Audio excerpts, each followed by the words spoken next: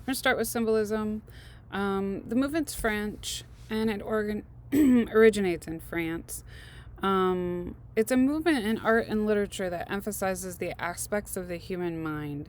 We get these interesting themes of irrational thinking and of the spirit world. Sigmund Freud wrote The Interpretation of Dreams during this movement, and the movement was highly influenced by Sigmund Freud's ideas. In 1889, the symbolists hold a show in a cafe close to the fairgrounds that went unnoticed by many, especially the press. So Moreau was considered a precursor artist to the symbolist movement. His painting tells a biblical scene where King Herod's daughter, who is Salome, performs an exotic dance for him. In exchange for the exotic dance, she asks Herod for the head of John the Baptist. The painting exhibited in the Salon in 1876, and Salome has a vision of St. John the Baptist's severed head. It's hovering in the air, it drips blood and radiates in the light. It's sensual and macabre. Symbolists staged independent art exhibitions that were small and paled in comparison to the Impressionists' more elaborate shows. One of the most famous of the symbolists is Edvard Munch. He is Norwegian-based, but he takes several lengthy trips to Paris for inspiration. He was the avant-garde in Norway and produced works of his own that were very terrified images of his own inner psyche. He had major issues with anxiety. To some degree, he was just a really anxious human being. His works of art tend to be brutally honest. Sometimes we classify him as an expressionist because his work is so rapid and fluid, but your textbook likes to categorize him as a symbolist, so we'll look at his work in terms of symbolism. Munch looked at the world as if sickness and insanity were products of our society. He tried to communicate that emotion through color. He felt that without anxiety and illness, he would have been like a ship without a rudder. So he felt like his anxiety controlled his life, but also gave it direction. This is his work of art called The Sick Child. It is from 1886, and you can see even in his very more forward works of art in terms of the imagery, you get this interesting amount of texture. It has a major amount of movement in it. It feels very rapid. That sense of rapid movement creates an anxious feeling. You know how something looks or something feels when it's constantly on the go, like you're running. It almost looks as if the artist's hands are running through the canvas to try to turn the work out more quickly. Munch at times worked in a more painterly way where you can see the fast application in the pigment, but also you see places of more stagnant space, meaning like the faces that you see in this work of art that are in the front of the picture plane don't feel rushed. They sort of feel like a stop sign. So if you're looking at the work of art, the background tends to move. It has lots of variation to it in terms of how thick the paint is applied in certain areas.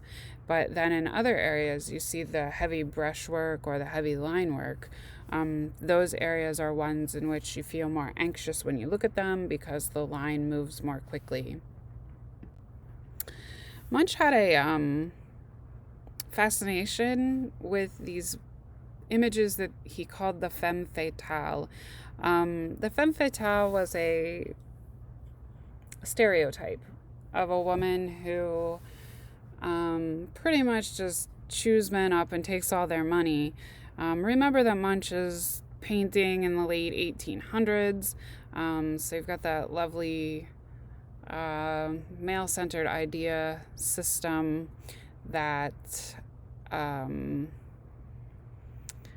woman's going to do nothing but create chaos in your life. In these femme fatale series, he tends to focus on women who seem to eat men. Like you can see this one that's titled Vampire, that has this very realistic look of a man being eaten by a woman. He did many, many prints of the femme fatale. This one in particular I have actually seen in one of his shows, and it's a print. He was a printmaker as well as a painter. A lot of the prints that he did had interesting variations to them, and this one in particular has these green eyes that sort of pierce at the viewer. The image of the body really is defined by the shape of her hair, and it still has that anxious, rapid feeling. I would say of the most famous paintings of Munch's, the Scream or the Cry is the one that is the most famous. Why? Well, in the late 90s, we had that lovely movie called The Scream. And it was based off of this painting, that mask with the elongated face and the hole for the mouth. This particular painting has a sense of the anxiety that Munch felt. He did this particular painting while he was dreaming, and he talked about this painting. He said his dream went like this.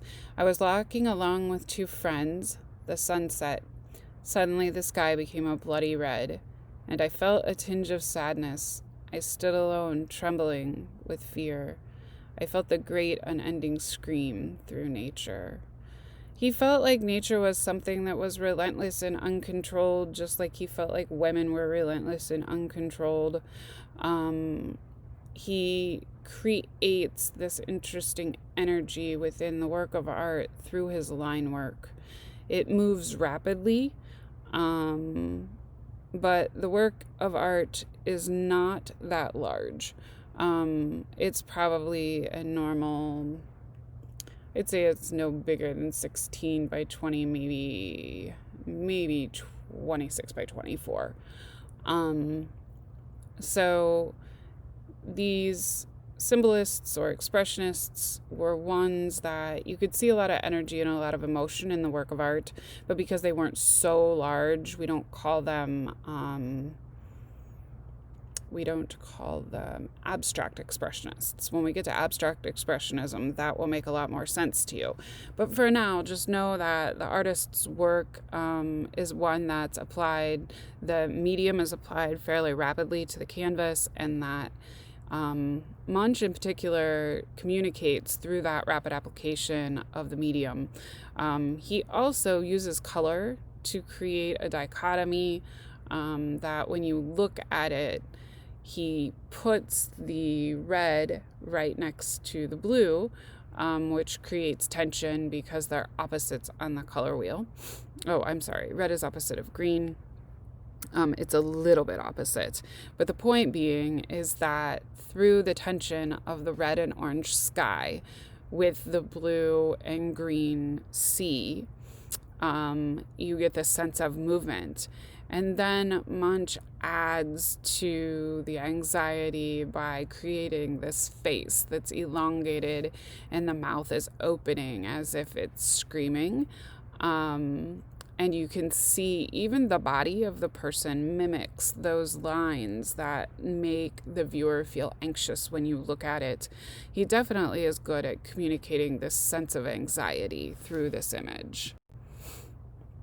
This one's called agoraphobia. It was a fear of crowds and confined spaces that results in panic attacks.